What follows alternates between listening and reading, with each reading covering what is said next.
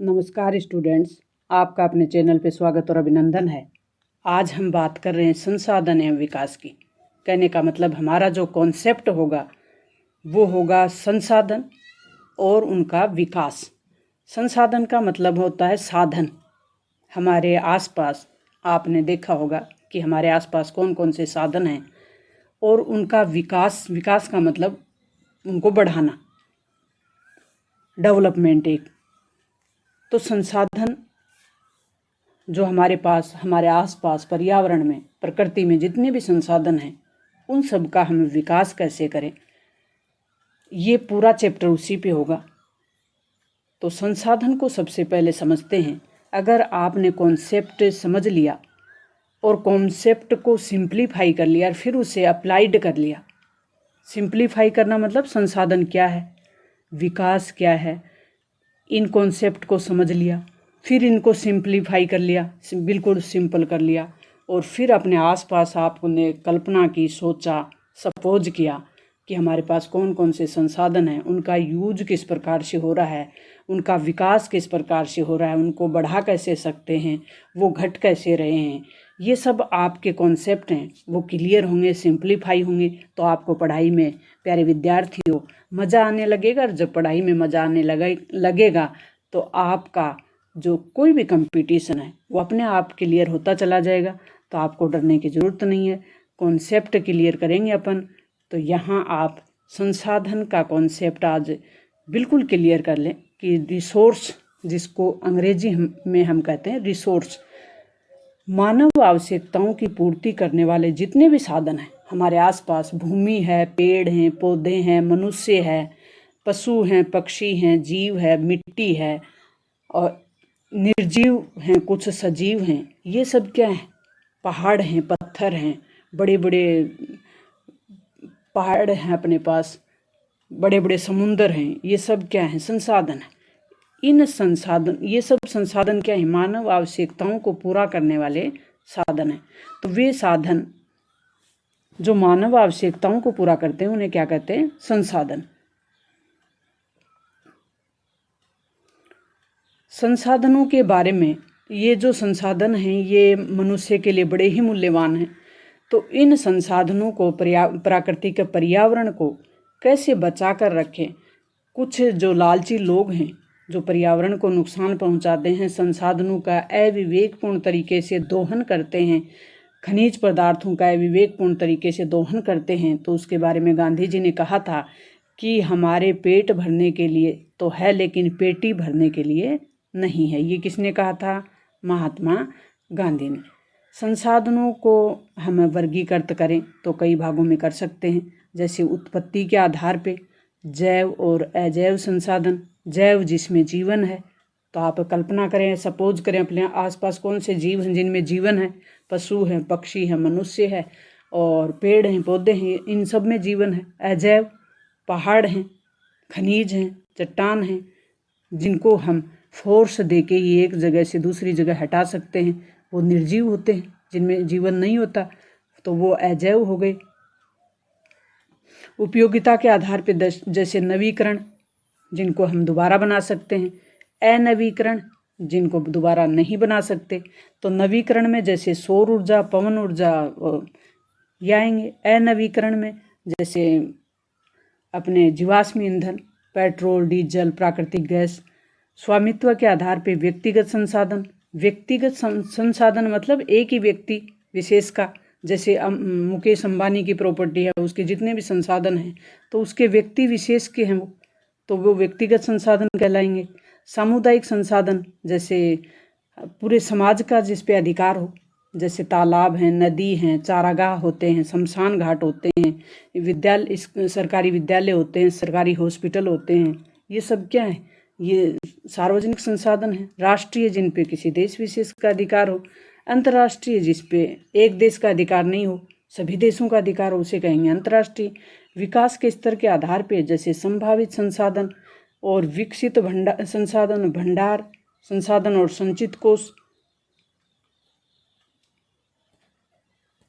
तो ये क्या है? अपने प्राकृतिक संसाधन है, जिसको देखकर आप समझ पा रहे हैं, ताकि अपने कॉन्सेप्ट को और भी क्लियर कर लें इसको आप सिंप्लीफाई कर लें, फिर आप अपने दैनिक जीवन में इसको अप्लाइड करें, तो कौन कहता है समझ में नहीं आएगा।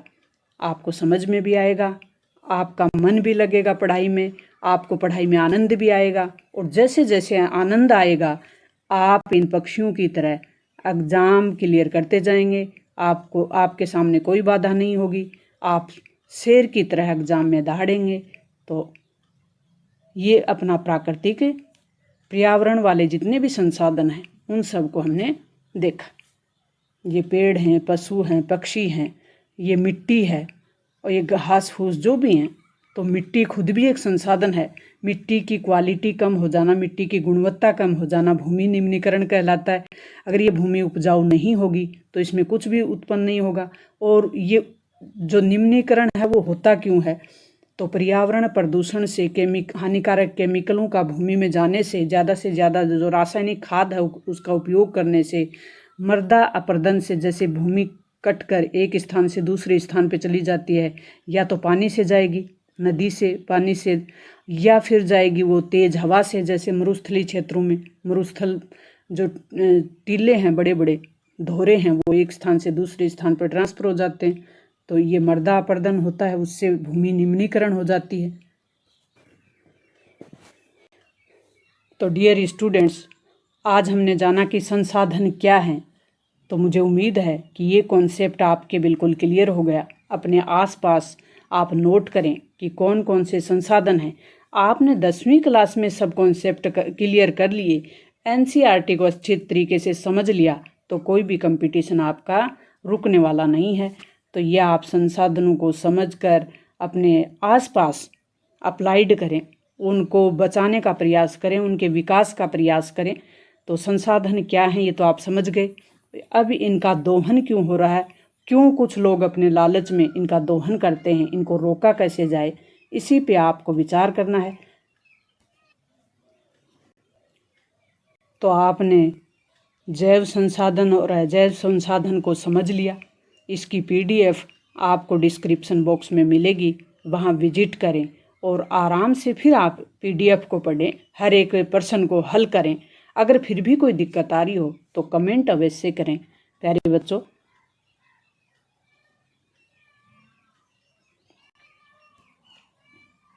और अनवीकरण संसाधन को जरूर पूछा जाता है और इसमें बड़ा कन्फ्यूजन रहता है बच्चों को। नवीकरण, रिन्यूएबल, कहने का मतलब जिसको दोबारा नया किया जा सके, रिन्यूएबल ऐसे याद कर लें आप, जिनको दोबारा नया किया जा सके। अनवीकरण यानी नॉन रिन्यूएबल, यानी जिनको दोबारा नया नहीं किया जा सकता। तो दोबारा नया किया जा सकता है, जैसे नवीकरण योग्य संसाधन है वो सौर ऊर्जा, पवन ऊर्जा, जल भी एक इसी प्रकार का संसाधन है। वन और वन्य जीव, वन बड़े स्तर पे पेड़ लगा देंगे तो और ज़्यादा हो जाएंगे। जब हम पेड़ों को काटते ही काटते जाएंगे विकास के नाम पे, तो वो ख़त्म होते चले जाएंगे। तो इनको और अधिक मात्रा में लगाकर बढ़ाया जा सकता है। वन्य जीवों को भी संरक्षण देकर और बढ़ाया जा सकता है। तो संसाधनों को इनके सतत प्रवाह के कारण नवीकरण योग्य संसाधन कहा जाता है। अनवीकरण संसाधन है ये वातावरण में उपस्थित वैसी सभी वस्तुएं जिन्हें उपयोग के बाद निर्माण नहीं किया जा सकता, क्योंकि इनके बनने में लाखों करोड़ों वर्ष लग जाते हैं और ये भूमि के नीचे होते हैं। तो जीवाश्म ईंधन, पेट्रोल, डीजल, कोयला, ये इसी प्रकार के ईंधन हैं। इनको अनवीकरण योग्य संसाधन कहा जाता है, क्योंकि इन्हें किसी भी भौतिक और रासायनिक क्रिया द्वारा पुनः नहीं प्राप्त किया जा सकता। धातु भी इसी प्रकार का एक खनिज संसाधन है, वो भी अनवीकरण संसाधनों में आता है।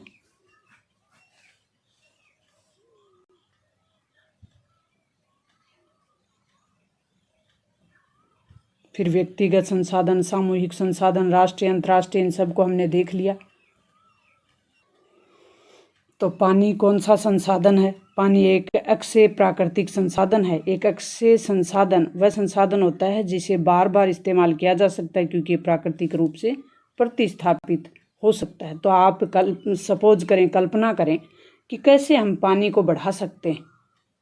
तो मुझे उम्मीद है एक बहुत अपने दैनिक जीवन में काम आने वाला ये संसाधन है और इसको आप ज़रूर इस पे चिंतन और मनन करेंगे तो आप सोच पाएंगे कि पानी को अगर अविवेकपूर्ण तरीके से उपयोग किया गया तो ये बहुत जल्दी ख़त्म हो जाएगा, और अगर पानी का हमने सदुपयोग किया और बढ़ाने का प्रयास किया तो ये जो स्रोत है इसको हम छत वर्षा जल संग्रह, तालाब बनाकर, नाड़ी बनाकर, कई बड़े बड़े बांध बनाकर इसको बढ़ा सकते हैं। भूमि की उपजाऊपन में अगर कमी हो जाती है तो इसके संरक्षण के लिए क्या करें? बड़े स्तर पे पेड़ लगाएं, पेड़ों की एक रक्षक मेखला बनाएं। रक्षक मेखला मतलब कतार में पेड़ लगाएं। रेतीले धोरों का स्थिरीकरण करें। धोरे जो कि रेगिस्तान में एक स्थान पे से दूसरे स्थान पे हवा से ट्रांसफ़र होते रहते हैं तो उनको रोकें। उद्योगों से निकलने वाला जो गंदा पानी है, केमिकल हैं, उन पदार्थों को रोकें कि वो हमारी जो भूमि है उसको, उसकी गुणवत्ता को या उसके निम्नीकरण के कारण नहीं बने, उसकी उपजाऊपन को ख़त्म ना करें। मृदा अपरदन क्या होता है? तो मृदा एक जगह से दूसरी जगह जाती है, उसको कहते हैं मृदा अपरदन। तो जो पहाड़ों में मृदा अपरदन होता है वो पानी की वजह से होता है, ज़्यादातर हिमस्खलन या, तो उसको कैसे रोका जा सकता है? तो सीढ़ीदार खेती बनाकर, समोच्च रेखाओं में, और जुताई, समांतर जो रेखाएं होती हैं उनके द्वारा जुताई करते समय सीढ़ीदार, और जो ढलाई वाले खेत होते हैं, ढलान, पहाड़ी का जो ढलान होता है वहाँ पे बड़ी स्तर पे पेड़ लगाकर कतारों में इसको रोका जा सकता है। संसाधनों का संरक्षण क्यों जरूरी है? प्रश्न ये उठता है। बिना संसाधनों के विकास संभव नहीं है। संसाधन हमारे पास नहीं होंगे तो हम समाज का आर्थिक डेवलपमेंट नहीं कर सकते। तो डेवलपमेंट करना है तो संसाधन होने ज़रूरी हैं, लेकिन संसाधनों का अगर विवेकपूर्ण तरीके से उपयोग किया गया, उपभोग किया गया कुछ लोग अपने लालच के लिए, तो सामाजिक, आर्थिक और पर्यावरणीय समस्या उत्पन्न होंगी। और अतः संसाधनों का संरक्षण अति आवश्यक है। संसाधनों के संरक्षण के लिए बड़े स्तर पे जननायक काम करते हैं, चिंतक काम करते हैं, वैज्ञानिक प्रयास करते हैं। और गांधी जी ने कहा ही था कि हमारे पेट भरने के लिए है, लेकिन पेटी भरने के लिए नहीं। इसीलिए गांधी जी बड़ी मशीनों द्वारा जो विकास किया जाता था या तो उसके विरोधी थे। उनका मानना था कि इससे जन समुदाय को रोजगार प्राप्त नहीं होकर मशीनों से जो इस प्रकार का विकास किया जाता है उसमें शोषण अधिक होता है। संसाधनों का विकास क्या है? तो संसाधन समाज के कुछ ही लोगों के अगर हाथ में होंगे तो समाज में दो वर्गों में बढ़ जाएगा समाज। एक तो गरीब और अमीर में। एक तो इतने अधिक साधनहीन होंगे कि उनके पास संसाधन होंगे नहीं। एक वर्ग इतना अधिक संसाधनों से युक्त हो जाएगा कि वो अंधाधुंध शोषण और वैश्विक पारिस्थिति जैसे संकट उत्पन्न कर देगा। भूमंडल यानी पृथ्वी का जो ताप है वो बढ़ जाएगा। ओजोन परत में जो छेद है वो बढ़ जाएगा। पर्यावरण प्रदूषण होगा, भूमि निम्नीकरण होगा, जिसकी बात हम कर चुके। संसाधन मानव अस्तित्व के लिए बहुत जरूरी हैं, इसलिए मानव का जीवन गुणवत्तापूर्ण गुणवत्तापूर्ण जीवन बना रहे, इसके लिए महत्वपूर्ण है कि संसाधनों का अस्तित्व या संरक्षण करें। ये माना जाता था कि संसाधन प्रकृति के निःशुल्क उपहार हैं। जो जितने भी हमारे आसपास संसाधन हैं वो सब प्रकृति की देन है, यानी निःशुल्क उपहार हैं। कोई शुल्क नहीं लिया पृथ्वी ने हमसे। लेकिन कुछ लालची लोग इन संसाधनों का दुरुपयोग करते हैं, विवेकपूर्ण तरीके से उपयोग करते हैं। सरकार भी अगर विकास के नाम पर सतत विकास नहीं करके सिर्फ विकास करती है तो उससे भी संसाधनों की जो गुणवत्ता है, संसाधनों का विकास है, वो सही ढंग से नहीं हो पाता।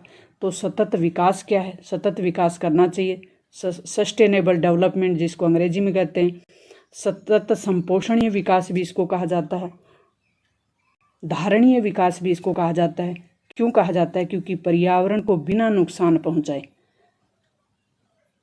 विकास इसमें शामिल होता है। और विकास प्रक्रिया करने का मतलब निर्धारण है, वो भविष्य की आवश्यकताओं को ध्यान में रखकर किया जाता है। कहने का मतलब भावी पीढ़ी को ध्यान में रखकर जो विकास किया जाता है उसे कहा जाता है सतत संपोषणीय विकास। तो प्यारे विद्यार्थियों, मैंने इस कॉन्सेप्ट को बहुत ही सरल, सिंप्लीफाइड और अपने निजी जीवन, आसपास के जीवन में अप्लाइड करने का प्रयास किया।